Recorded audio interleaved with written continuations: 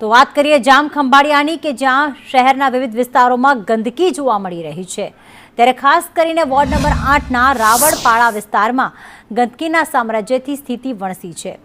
લોકો નરકાગાર જેવી સ્થિતિમાં જીવવા મજબૂર બન્યા છે। ચૂંટણી ટાણે જનતાએ હવે સ્પષ્ટ ચીમકી આપી છે કે સમસ્યાનું સમાધાન કરશે તેવા ઉમેદવારોને જ વોટ આપીશું। અમારો વિસ્તાર છે રાવળિયો પાડો 8 નંબર। અહીંયા કોઈ આવતું જ નથી, સભ્ય નગર કાંઈ સફાઈ કામદાર તો આવતા જ નથી। ચૂંટણી હોય ત્યારે આવે, નગર આવતા જ નથી। અમારા નાના બચ્ચા છે, ગૂમૂતર ને કચરો એનાથી અમે કંટાળી ગયા છે, કોઈ દી આવતા જ નથી કાંઈ કરવા।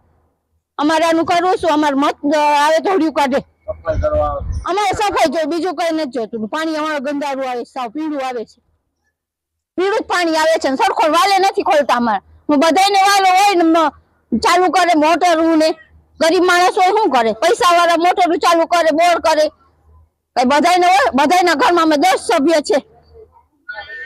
અમારે આ ગંદકી ચોખ્ખી જોઈએ, બીજું કઈ નહીં। આ લેડી અમારે બાયું ઘર કામ કરવા નીકળે એટલે અમારે વારંવાર રસ્તો બનાવવો પડે, હાથથી પાવડો મારીને ગારો કાઢવો પડે, રસ્તો બનાવવો પડે, તોય પણ કોઈ જન દેતું નથી।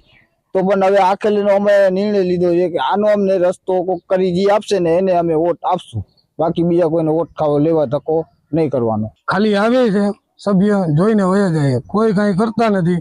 હવે અવાર અમે લોકોએ આ નક્કી કર્યું છે કે જે કોઈ ચૂંટણીમાં ઉભે પેલા અમારું કામ કરે ને પછી જ એને મત દેવા જાય, પછી કોઈ બી પક્ષ હોય।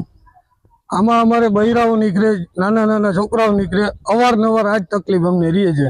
અમે બધા સભ્યને નગરપાલિકામાં જઈએ એવા છે, વિડિયા ઉતારીને દીધા, છતાં કોઈ આવતા નથી।